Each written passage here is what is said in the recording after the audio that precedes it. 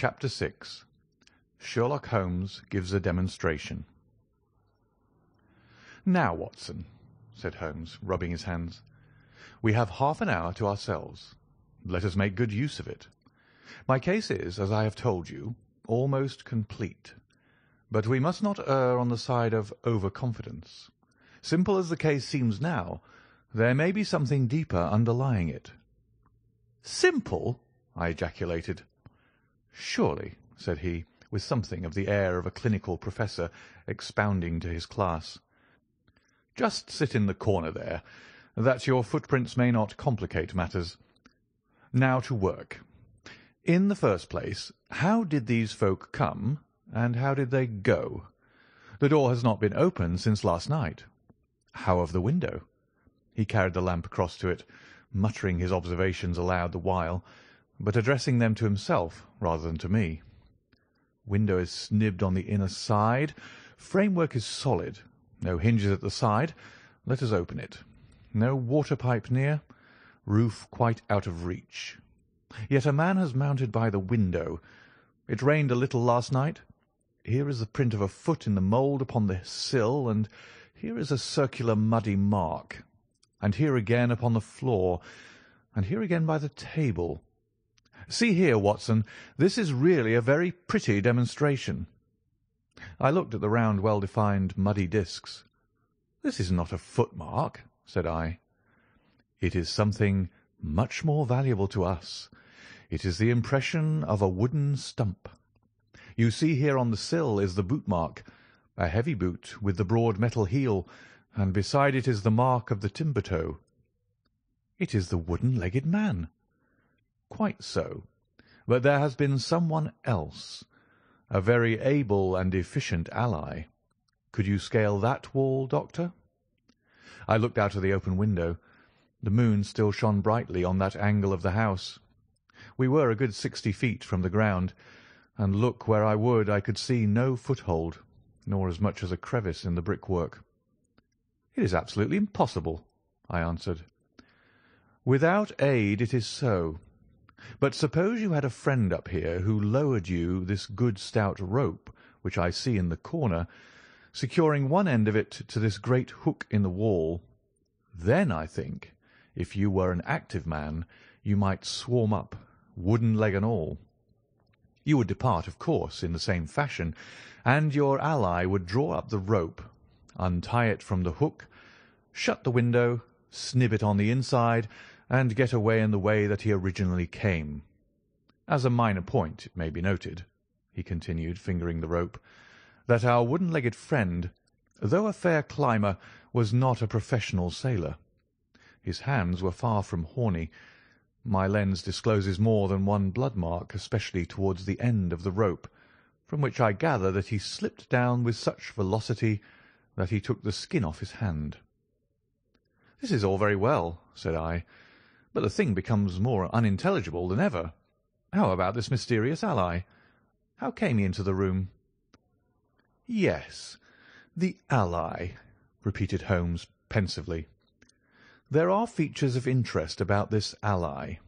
He lifts the case from the regions of the commonplace.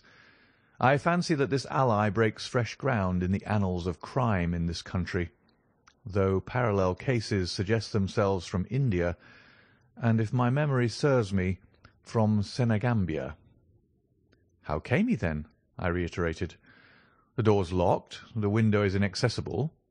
Was it through the chimney?" "The grate is much too small," he answered. "I had already considered that possibility." "How then?" I persisted. "You will not apply my precept," he said, shaking his head. "How often have I said to you that when you have eliminated the impossible, whatever remains, however improbable, must be the truth. We know that he did not come through the door, the window, or the chimney. We also know that he could not have been concealed in the room, as there is no concealment possible. Whence, then, did he come?" "He came through the hole in the roof!" I cried. "Of course he did. He must have done so. If you will have the kindness to hold the lamp for me, we shall now extend our researches to the room above. the secret room in which the treasure was found. He mounted the steps, and seizing a rafter with each hand, he swung himself up into the garret. Then, lying on his face, he reached down for the lamp and held it while I followed him. The chamber in which we found ourselves was about 10 feet one way and 6 the other. The floor was formed by the rafters, with thin lath and plaster between, so that in walking one had to step from beam to beam. The roof ran up to an apex, and was evidently the inner shell of the true roof of the house. There was no furniture of any sort, and the accumulated dust of years lay thick upon the floor. "Here you are, you see," said Sherlock Holmes, putting his hand against the sloping wall. "This is a trapdoor which leads out onto the roof. I can press it back, and here is the roof itself, sloping at a gentle angle. This, then, is the way by which number 1 entered. Let us see if we can find any other traces of his individuality." He held down the lamp to the floor, and as he did so I saw for the second time that night a startled, surprised look come over his face. For myself, as I followed his gaze, my skin was cold under my clothes. The floor was covered thickly with the prints of a naked foot, clear, well-defined, perfectly formed, but scarce half the size of those of an ordinary man. "Holmes," I said in a whisper, "a child has done the horrid thing." He had recovered his self-possession in an instant. "I was staggered for the moment," he said, "but the thing is quite natural. My memory failed me, or I should have been able to foretell it. There is nothing more to be learned here. Let us go down." "What is your theory, then, as to those footmarks?" I asked eagerly, when we had regained the lower room once more. "My dear Watson, try a little analysis yourself," said he, with a touch of impatience. "You know my methods. Apply them, and it will be instructive to compare results." "I cannot conceive anything which will cover the facts," I answered. "It will be clear enough soon," he said in an off-hand way. "I think that there is nothing else of importance here, but I will look." He whipped out his lens and a tape measure, and hurried about the room on his knees, measuring, comparing, examining, with his long, thin nose only a few inches from the planks, and his beady eyes gleaming and deep-set like those of a bird. So swift, silent, and furtive were his movements, like those of a trained bloodhound picking out a scent, that I could not but think what a terrible criminal he would have made had he turned his energy and sagacity against the law, instead of exerting them in its defence. As he hunted about, he kept muttering to himself, and finally he broke out into a loud crow of delight. "We are certainly in luck," said he. "We ought to have very little trouble now. Number 1 has had the misfortune to tread in the creosote. You can see the outline of the edge of his small foot here at the side of this evil-smelling mess. The carboy has been cracked, you see, and the stuff has leaked out." "What then?" I asked. "Why, we have got him, that's all," said he. "I know a dog that would follow that scent to the world's end. If a pack can track a trailed herring across a shire, how far can a specially trained hound follow so pungent a smell as this? It sounds like a sum in the rule of 3.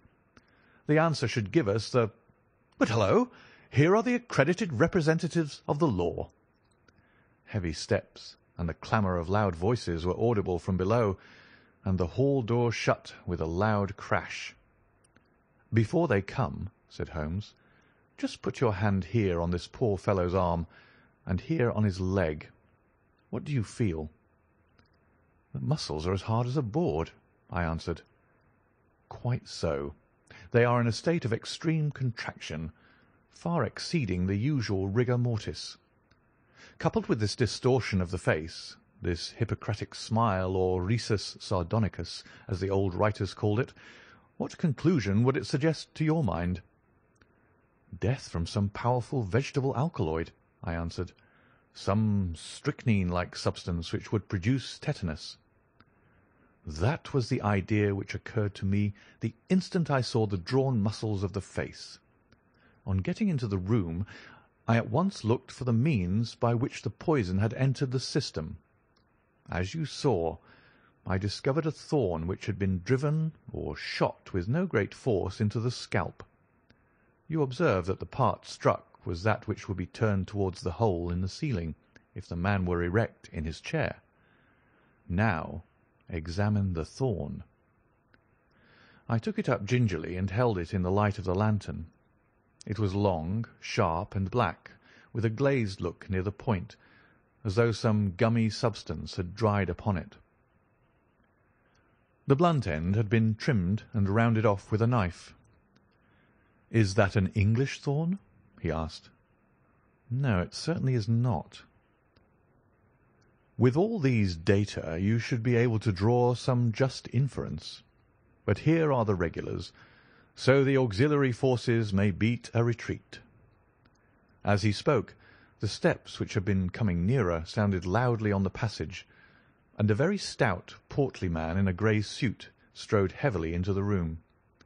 He was red-faced, burly, and plethoric, with a pair of very small, twinkling eyes which looked keenly out from between swollen and puffy pouches.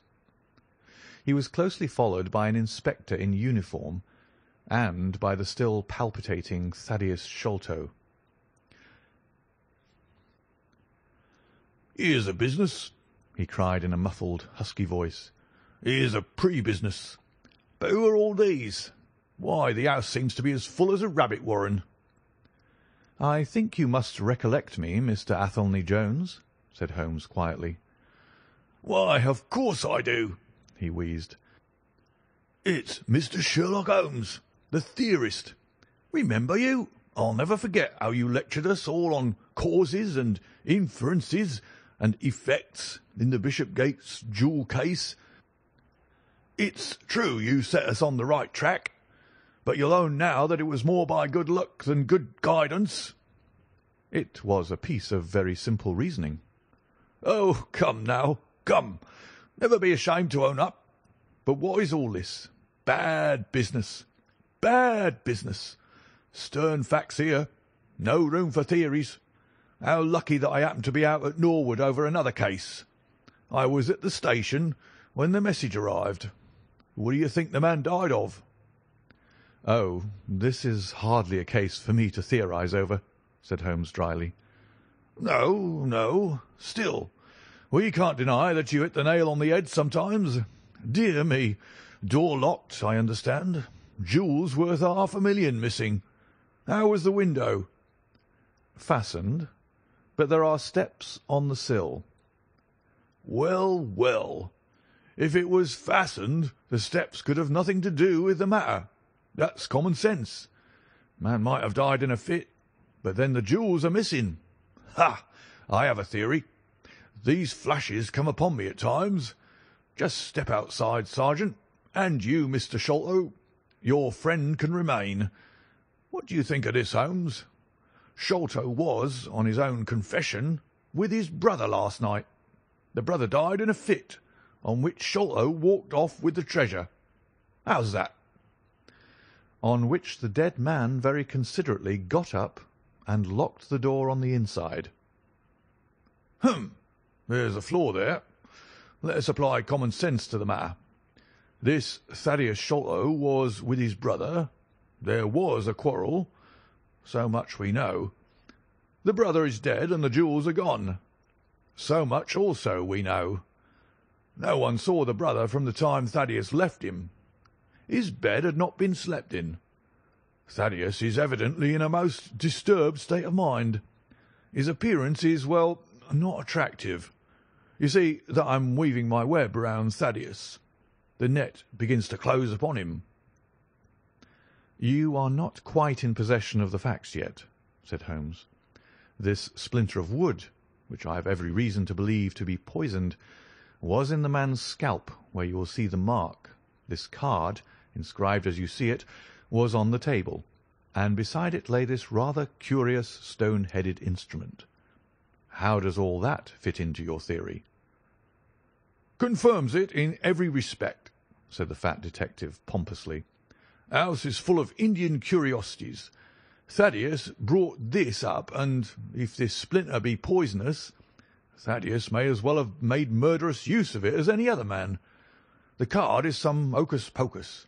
A blind, as like as not. The only question is, how did he depart? Ah, of course. There is a hole in the roof." With great activity, considering his bulk, he sprang up the steps and squeezed through into the garret, and immediately afterwards we heard his exulting voice proclaiming that he had found the trapdoor. "He can find something," remarked Holmes, shrugging his shoulders. "He has occasional glimmerings of reason. Il n'y a pas de sots si incommode que ceux qui ont de l'esprit."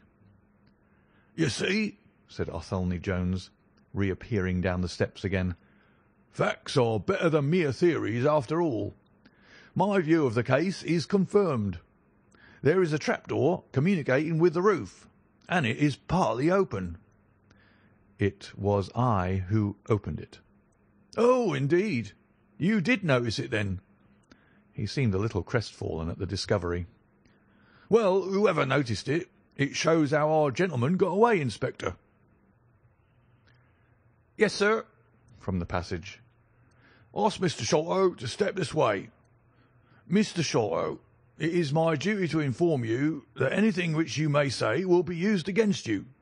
I arrest you in the Queen's name as being concerned in the death of your brother." "There now, didn't I tell you?" cried the poor little man, throwing out his hands and looking from one to the other of us. "Don't trouble yourself about it, Mr. Sholto," said Holmes. "I think that I can engage to clear you of the charge." "Don't promise too much, Mr. Theorist. Don't promise too much," snapped the detective. "You may find it a harder matter than you think." "Not only will I clear him, Mr. Jones, but I will make you a free present of the name and description of one of the two people who were in this room last night. His name, I have every reason to believe, is Jonathan Small. He is a poorly educated man, small, active, with his right leg off, and wearing a wooden stump which is worn away upon the inner side. His left boot has a coarse, square-toed sole, with an iron band around the heel. He is a middle-aged man, much sunburned, and has been a convict. These few indications may be of some assistance to you, coupled with the fact that there is a good deal of skin missing from the palm of his hand. The other man—" "Ah, the other man?" asked Athelney Jones in a sneering voice, but impressed none the less, as I could easily see, by the precision of the other's manner. "Is a rather curious person," said Sherlock Holmes, turning upon his heel. "I hope before very long to be able to introduce you to the pair of them. A word with you, Watson." He led me out to the head of the stair. "This unexpected occurrence," he said, "has caused us rather to lose sight of the original purpose of our journey." "I've just been thinking so," I answered. "It is not right that Miss Morstan should remain in this stricken house." "No, you must escort her home. She lives with Mrs. Cecil Forrester in Lower Camberwell, so it is not very far. I will wait for you here if you will drive out again, or perhaps you are too tired." "By no means. I don't think I could rest until I know more of this fantastic business. I've seen something of the rough side of life, but I give you my word that this quick succession of strange surprises to-night has shaken my nerve completely. I should like, however, to see the matter through with you, now that I have got so far." "Your presence will be of great service to me," he answered. "We shall work the case out independently, and leave this fellow Jones to exult over any mare's nest which he may choose to construct. When you have dropped Miss Morstan, I wish you to go on to No. 3 Pinchin Lane, down near the water's edge at Lambeth. The third house on the right-hand side is a bird stuffer's. Sherman is the name. You will see a weasel holding a young rabbit in the window. Knock old Sherman up, and tell him, with my compliments, that I want Toby at once. You will bring Toby back in the cab with you." "A dog, I suppose?" "Yes, a queer mongrel with a most amazing power of scent. I would rather have Toby's help than that of the whole detective force of London." "I shall bring him then," said I. "It is 1 now. I ought to be back before 3. if I can get a fresh horse." "And I," said Holmes, "shall see what I can learn from Mrs. Bernstone, and from the Indian servant, who Mr. Thaddeus tells me sleeps in the next garret. Then I shall study the great Jones's methods, and listen to his not too delicate sarcasms. Wir sind gewohnt, dass die Menschen verhöhnen, was sie nicht verstehen. Goethe is always pithy. End of chapter 6.